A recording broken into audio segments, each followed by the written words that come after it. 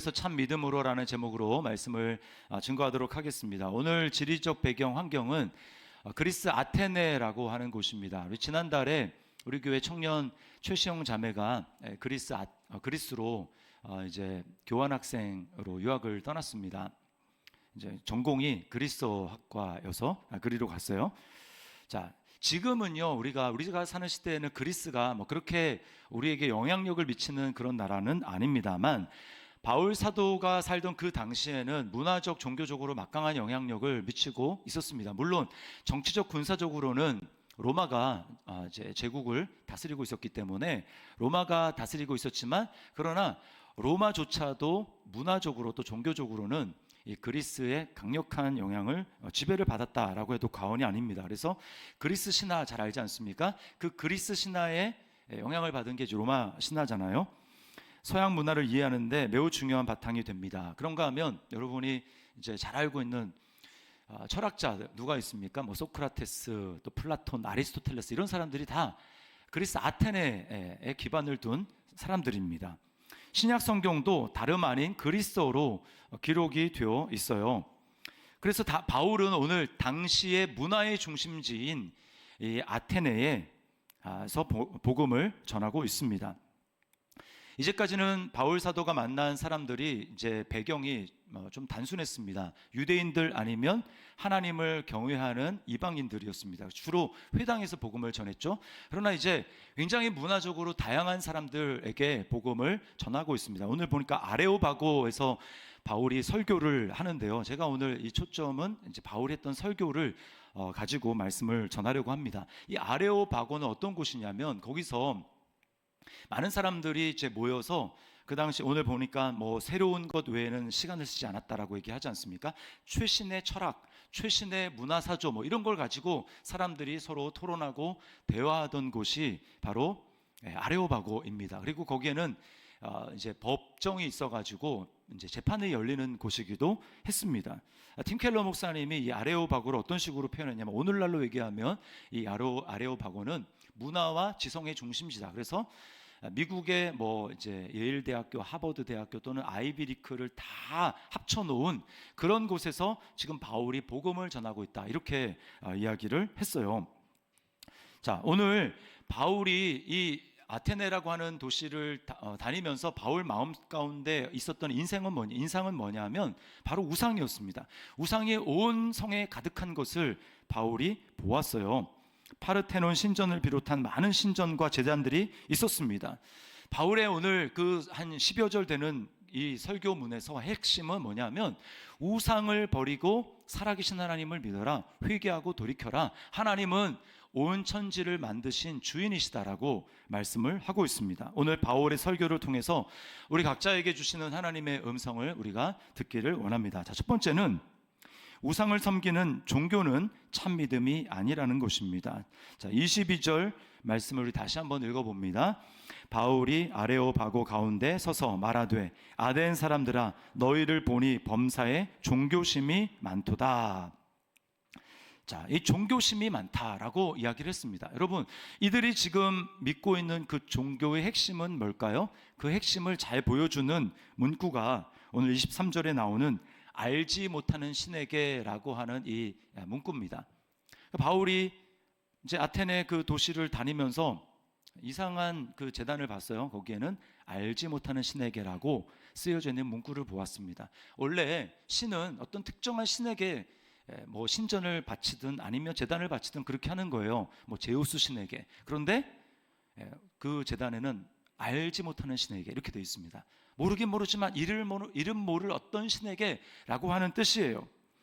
왜 이런 신을 만들었을까요? 이런 제단을 만들었을까요? 이유는 두려움 때문입니다. 혹시나 존재하는데 내가 그 신의 존재를 알지 못해서, 그래서 제물을 바치지 않았을 때 그 신이 진노해서 나에게 재앙을 내리면 어떻게 되는가 라고 하는 이 두려움 때문에, 그래서 그 제단을 만든 것입니다. 지난 여름에 이성우 선교사님이 오셔서 말씀을 전하지 않았습니까? 그 선교사님이 네팔에서 사역을 하고 계시는데 하시는 얘기가 뭐냐면, 네팔에는 신이 3억 개가 넘는다라고 이야기를 합니다. 3억 개. 여러분 상상이 되십니까? 평생 이름만 불러도, 그 다른 신의 이름만 불러도 평생 다 부를 수 없을 정도로 엄청나게 많은 신이 있는 거예요. 그러다 보니까 사람들은 그 신들에 대해서 굉장히 우호적입니다. 그냥 많은 게 좋은 거예요. 그러니까 예수님의 복음을 전해도 사람들은 그 3억 개 중에 또 하나의 신으로 사람들이 예수님을 받아들이는 겁니다. 그래서 조심해야 될 게, 뭐 인도나 이런 네팔 같은 곳에서 신이 많은 곳에서 복음을 전할 때 사람들이 영접 기도를 한다고 해서 그 사람이 진짜로 예수님을 그 모든 신들 위에 뛰어난 신으로, 유일한 신으로 믿는 것은 아니라고 하는 거예요. 여러분, 종교의 동기를 잘 보십시오. 어떻게 하면 내가 섬기는 그 신을 더 잘 알 수 있을까? 어떻게 하면 내가 섬기는 신을 내가 교제하고 더 사랑할 수 있을까? 뭐 이런 것이 동기가 되는 것이 전혀 아닙니다. 이름을 몰라도 좋습니다. 그 신이 어떤 신인지 뭐 상관이 없습니다. 단지 내게 복을 주면 그만이에요. 내가 생각하고 있는 어떤 두려움, 재앙, 그것을 내게서 몰아내고 나에게 복을 주면 그만인 것입니다. 여러분, 이것은 지극히 자기중심적인 이유죠. 일종의 보험과 같습니다. 보험. 여러분, 보험 들 때 보험 쓸 일이 생기면 안 좋은 거잖아요. 보험 드는 이유는 보험 들 그 일이 생기지 않기 위해서 보험 드는 겁니다. 그렇지 않습니까? 화재보험, 화재 나면 안 되잖아요. 그렇죠? 똑같은 거예요. 하나님을, 여러분, 교회를 다니면서도 하나님을 그렇게 대하면서 교회를 다닐 수도 있습니다. C.S. 루이스가 이런 말을 했어요.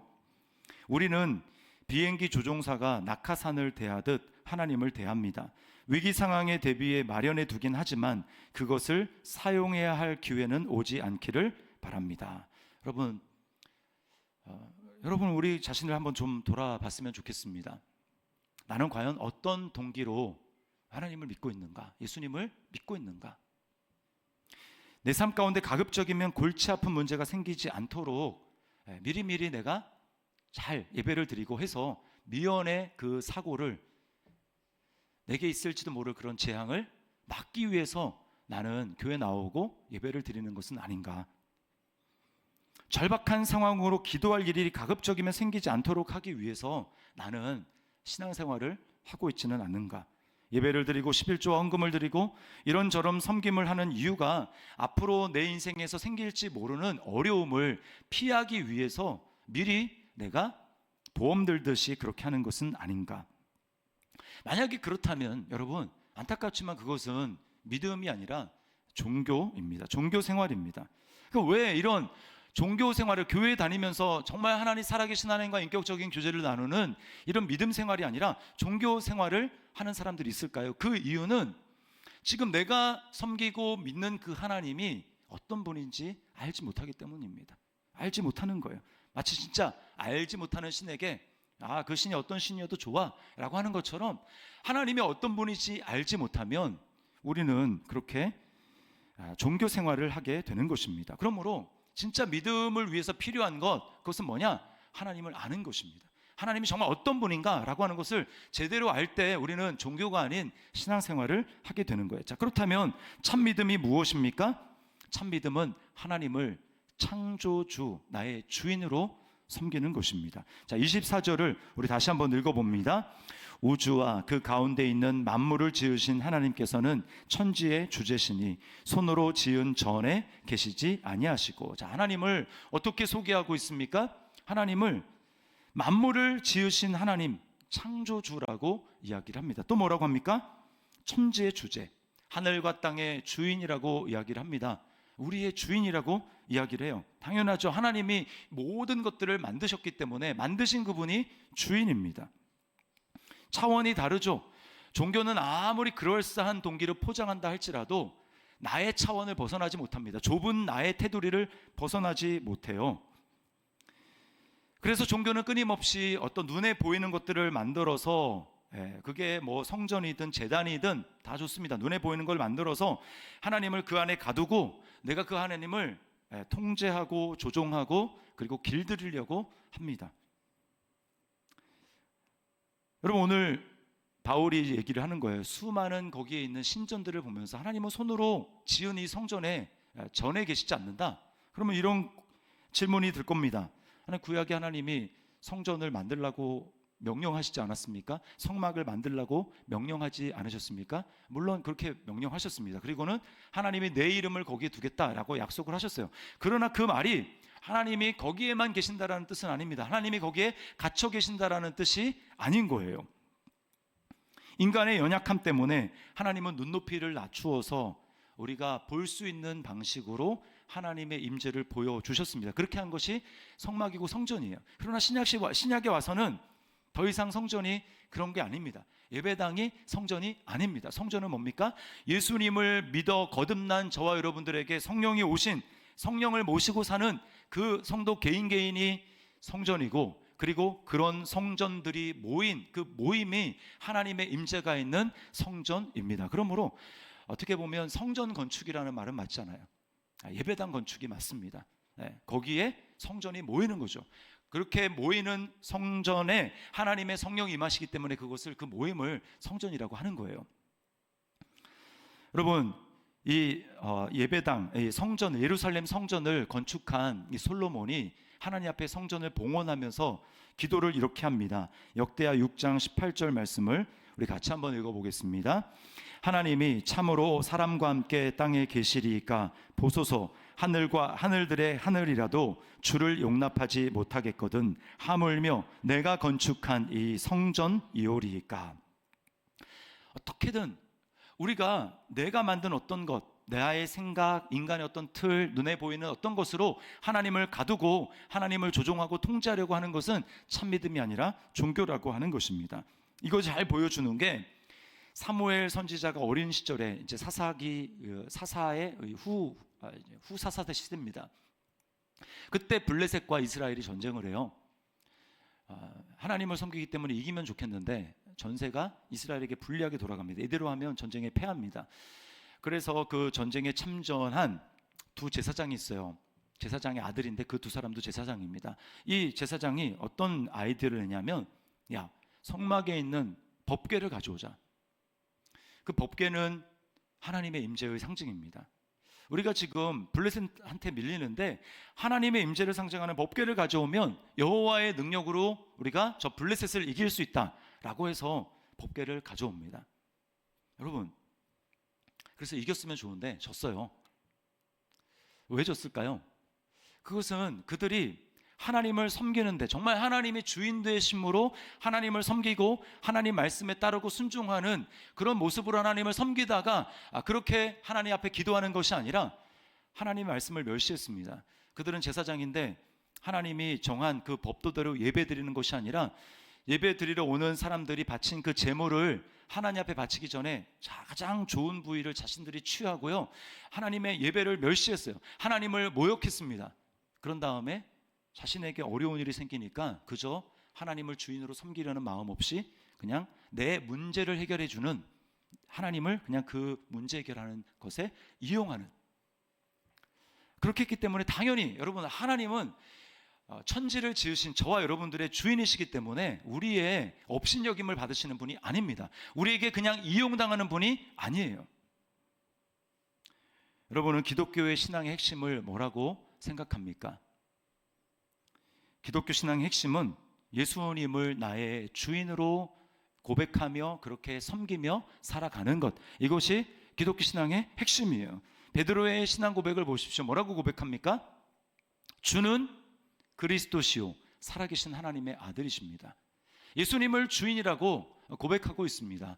여러분, 예수님을 주인이라는 고백은 다른 말로 하면 나는 종입니다, 나는 종입니다 라고 하는 뜻입니다. 우리는 하나님을 주인으로, 예수님을 주인으로 고백하는 것에는 익숙하지만 반대로 돌려서 나는 종입니다, 그러면 좀 다르게 느껴질 거요. 내가 왜 종입니까? 한국 사람들은 특별히 굉장히 자존심이 셉니다. 그래가지고 모든 게 자기가 해야 돼요. 제가 그때 고려대학교 교수인가요? 사회학과 교수인가? 그분이 이제 강의, 이름은 제가 기억나지 않는데 되게 인상 깊게 이제 본 내용이 있어요. 한국 사람들의 굉장히 특이한 점. 굉장히 지위가 높은 사람이어도 자존심을 그 사람 앞에서 이제 부린다는 거예요.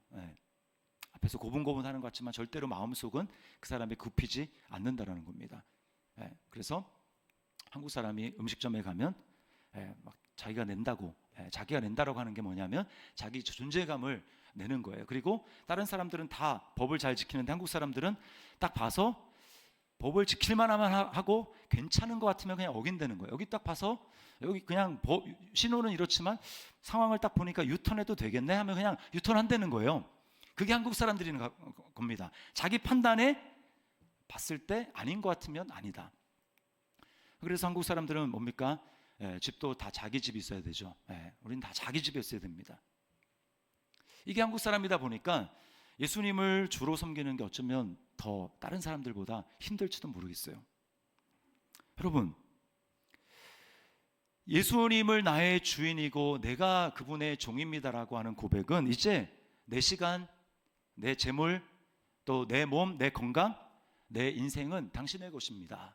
당신의 뜻을 위해서 사용하겠습니다 라고 하는 뜻입니다. 내 삶의 주권을 주님께 양도한 거예요. 그게 바로 예수님의 종으로 자신을 고백하며 살아가는 것입니다. 이게 믿음의 핵심이에요. 내 뜻이 중요하지 않습니다. 더 이상 내 뜻이 중요하지 않습니다. 하나님의 뜻이 중요합니다 라고 그렇게 살아가는 것입니다. 여러분 분명히 기억하십시오.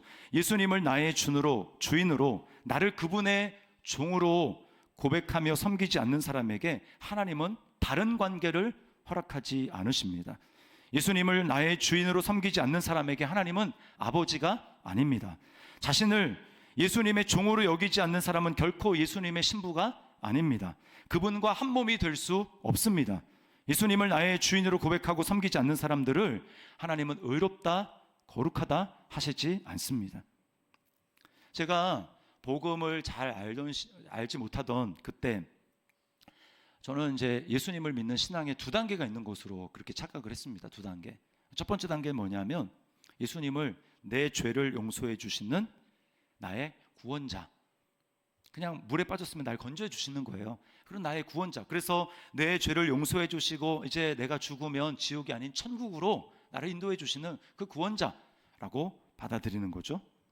그 다음에 두 번째 단계는 뭐냐면 이제 그 예수님을 주인으로 받아들여서 예수님을 닮아가고 예수님을 따라가고 그렇게 제자로 살아가는 삶, 이렇게 두 단계가 있는 것으로 착각했어요.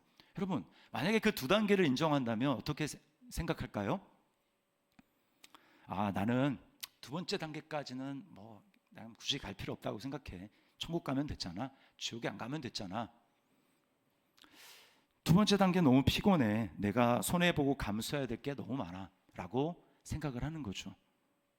여러분, 그러나 결론부터 말씀을 드리면 성경은 이런 두 단계의 믿음을 우리에게 말한 적이 없습니다. 구원받고 죄사함을 받는 것은 오직 예수를 주인으로 받아들이는 사람들에게만 일어났습니다. 잘 보십시오. 왜 이 땅에 죄가 들어왔습니까? 왜 이 땅에 죽음이 들어왔습니까? 그 이유는 아담과 하와가 하나님을 창조주로, 하나님을 나의 주인으로 인정하라고 하나님께서 선악과를 만들어 두시고, 그 선악과는 하나님의 하나님 되심을 인정하라는 거예요. 먹어라 말아라 이게 중요한 게 아니라 그 선악과를 보면서 나를 만드시는 분은 당신이군요 라고 하는 것을 날마다 인정하며 살아가라고 하나님은 동산 중앙에 그 선악과를 만드신 것입니다. 그러나 그걸 거부했죠. 아니요, 이제는 내 판단대로 살겠습니다. 내 눈에 보기 좋은 대로 살겠습니다.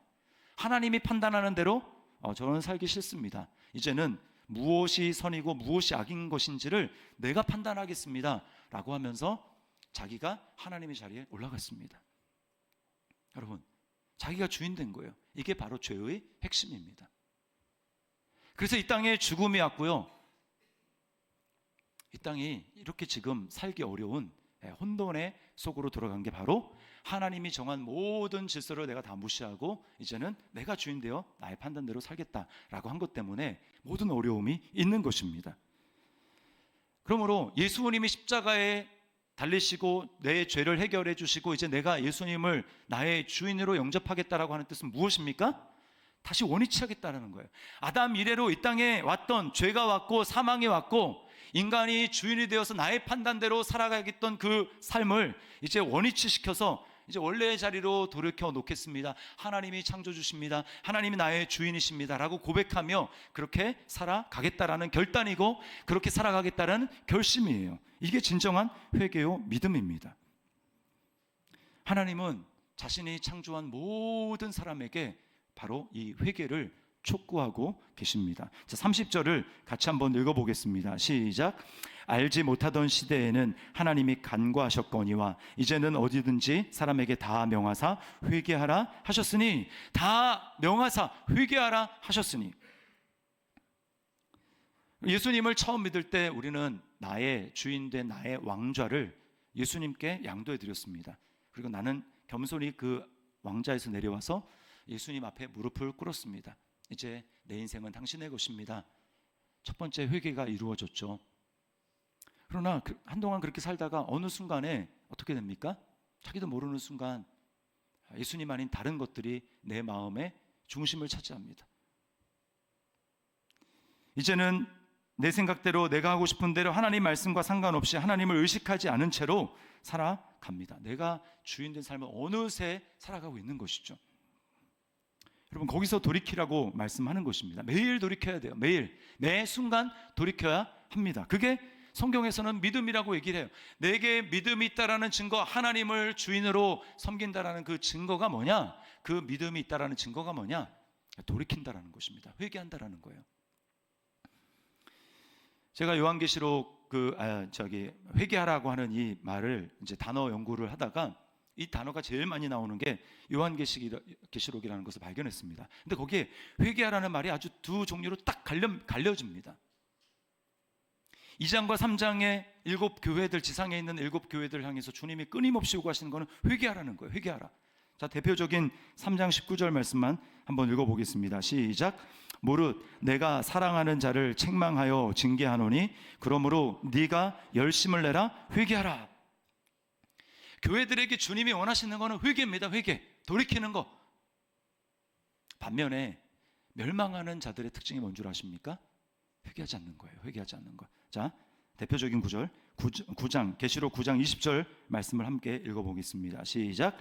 이 재앙에 죽지 않고 남은 사람들은 손으로 행한 일을 회개하지 아니하고 오히려 여러 귀신과 또는 보거나 듣거나 다니거나 하지 못하는 금, 은, 동과 목석의 우상에게 절하고. 네, 회개의 징조를 주시고, 자, 지금 돌아가는 상황이 심상치가 않구나. 돌이켜야 되겠다. 회개해야 되겠다. 그 기회가 있는데 보면서도 회개하지 않는 겁니다. 오히려 원망하고 불평하고 하나님께 영광을 돌리지 않고 회개하지 않는 거예요. 여러분 기억하십시오. 우리가 죄를 짓기 때문에 멸망하는 게 아닙니다. 모든 사람이 다 죄를 지어. 예수 믿는 저와 여러분들은 죄를 안 짓습니까? 앞에 있는 목사도 죄를 짓습니다. 똑같이 다 죄를 지어요. 물론 이제 안 지으려고 좀 노력하는 것 뿐이죠. 그러나 죄를 짓습니다.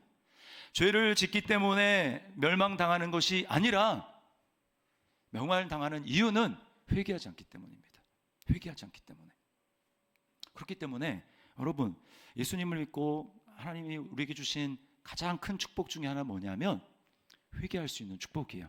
돌이킬 수 있는 은혜, 회개하고 싶은 마음이 드는 거, 여러분, 이게 은혜입니다. 하나님이 여러분에게 그런 은혜 주시기를 주님의 이름으로 축원합니다. 마음속에 회개하고 싶은 마음, 돌이켜야 되겠다라는 마음, 그게 바로 믿음의 증거라는 거예요. 우리가 여러분은 회개라는 말이 어떻게 들리는지 모르겠어요. 제가 옛날에 하나님을 잘 알지 못할 때, 하나님을 두려워할 때, 그때는 회개하는 말이 싫었습니다. 회개하는 말이 싫었어요. 틱하면 회개하라니까 진짜 지겹다, 이런 생각이 들었습니다. 여러분, 지금 회개하라는 말이 어떻게 들리는지 모르겠어요. 그런데 그 이후에 제가 하나님이 어떤 분이신지를 알고 나서, 복음을 제대로 알고 나니까, 회개라는 것이 이렇게 큰 축복이구나 라고 하는 것을 깨닫게 됐어요. 여러분, 회개가 부담스러운 것이 아니라, 거추장스러운 것이 아니라, 또야 이런 반응이 아니라 정말 마음으로부터 나오는 기쁨이요, 감사요, 정말 축복이구나 라고 고백할 수 있는 이유가 무엇입니까? 그것은 참믿음의 또 하나의 성격 중에 하나인데요, 그것은 바로 참믿음은 말할 수 없는 하나님의 사랑에 근거를 하기 때문입니다. 말할 수 없는 하나님의 사랑 때문이에요. 오늘 본문의 말씀을 제가 읽으면서 좀 의아했던 것이 16절과 17절입니다. 우리 16절을 먼저 한번 다시 읽어봅니다. 바울이 아덴에서 그들을 기다리다가 그 성에 우상이 가득한 것을 보고 마음에 격분하여. 온 성에 우상이 가득한 걸 보면서 바울이 마음속에 막 뜨거운 분노가 치밀어 오르어요. 어떻게 사람들이 이렇게 우상 가운데 사로잡혀 있을 수 있단 말이냐. 마음에 분노가 일어났습니다. 그러면서요, 그 다음에 17절에 뭐라고 하냐면 이렇게 얘기합니다. 회당에서는 유대인과 경건한 사람들과 또 장터에서는 날마다 만나는 사람들과 변론하니. 우리말 성경에는 안 나오는데 원래 그 헬라어 원문에 보면 운이라고 하는 그 단어가 나와요. 그 말은 그러므로라고 하는 접속사입니다. 그러니까 16절에 우상이 가득한 걸 보고 마음에 격분했는데, 그 다음에 17절에 그러므로 회당에서는 뭐 이러이런, 또 장터에서는 이러이런 사람들에게 복음을 전했다 이거예요. 격분했는데 그래서 만나는 사람들마다 복음을 전했다 이겁니다. 좀 이상하지 않습니까? 여러분, 논리적으로 그러므로 하려면 어떻게 해야 돼요? 격분했기 때문에 격분한 그 사람들을 향해서 분노를 쏟아내야죠. 당신은 어떻게 그렇게 할 수 있느냐 라고 하면서 그 사람에게 화를 내고 그 사람을 비난하고 그 사람을 정죄해야 좀 논리적으로 맞는데, 바울은 분노했는데 그래서 그들에게 복음을 전했다. 여러분, 여기서 알 수 있는 게 뭐냐면 바울에게서 보이는 하나님의 사랑입니다. 죄와 그 죄를 짓는 사람을 동일시하지 않는 거예요. 우리는 그렇지 못합니다. 여러분은 모르겠는데 저는 잘 그렇지 못한 것 같아요. 애들이 이제 잘못을 하잖아요. 얼마나 죄덩어리입니까? 나도 죄덩어리지만 이제 그래서 죄에서 키우는 자녀들이 정말 죄인의 괴수와 같은 존재잖아요. 잘못을 해요. 그러면 저는 종종 그 잘못과 그 아이를 혼동해가지고 그 잘못을 하면 감정에 못 이겨서 이렇게 비난의 말을 쏟아낼 때가 있습니다. 그러나 바울, 예수의 사랑으로 충만한 바울, 그리고 하나님은 그렇게 하지 않는다라는 거예요. 우리가 짓는 죄와 우리를 분리해서 보십니다. 바울의 분노는 사람들을 향한 것이 아닙니다. 우상으로 사람들을 미혹해서 예수님에게서 떠나서 하나님에게서 떠나고 평생 속아서 죄와 죽음으로 지옥을 향해서 이끌어가는 그 마귀를 향해서 바울은 분노하고 있는 거예요. 반면에 거기서 끌려가는 그 사람들을 향해서 마음속에 사랑의 마음, 연민의 마음, 불쌍히 여기는 마음을 가지고 그들을 대하고 있는 것입니다. 복음을 전하고 있는 거예요. 주님, 저 사람들이 지금 몰라서 저렇게 합니다. 제가 저들에게 그러므로 복음을 전하겠습니다. 위험이 있더라도 내가 저들에게 복음을 전하겠습니다. 복음을 전하다가 죽는 일이 있다 할지라도 제가 복음을 전하겠습니다 라고 이야기하는 것입니다. 지금 바울이 왜 이 사서 고생을 하고 있습니까? 반겨주긴 합니까? 지금 왜 아테네까지 와 있습니다. 가는 곳마다 복음을 전하는데 사람들이 돌질하고 막 핍박하고 받아들이지 않고, 그렇게 해서 지금 밀려서 지금 아테네까지 온 것 아닙니까? 그리고 전 삶을 다 투자해가지고 복음을 전하는데 다 투자합니다. 돈을 줘서 그렇게 하는 게 아니에요. 자비량으로 자기의 삶을 투자해서 그 일을 하는 것입니다. 왜 그렇게 합니까? 결국은 이 복음 때문에 바울은 참수를 당합니다. 죽습니다. 그 마음속에 정말 사람들을 향해서 사랑하시는 그 하나님의 사랑이 그 마음 가운데 가득하기 때문에, 그래서 바울 사도가 고백하기를 그리스도의 사랑이 나를 강권하는도다 라고 고백하는 것입니다. 하나님의 사랑이 그를 그렇게 이끌어 가는 거예요. 여러분, 바울을 통해서 우리는 주님의 사랑을 기억해야 합니다. 하나님은 죄 있는 나를 그대로 보는 것이 아니라 나를 분리해서 보시는구나. 그래서 예수님이 나를 위해서 십자가에 못 박혀 죽으신 것입니다. 여러분, 세상에 누가 나를 위해서 목숨을 내어줄 수 있습니까? 이런 사랑이 어디에 있습니까? 아무도 그렇게 해줄 수 없어요. 그러나 예수님은 나를 그대로 버려두지 아니하시고 나를 위해서 십자가에 자신을 희생해서 자신의 그 사랑을 우리에게 보여주십니다. 그러므로 여러분, 회개하는 건 그 사랑을 알기 때문에, 회개하는 것은 그 사랑에 감격해서 그 사랑을 알고 거기에 반응하는 거예요.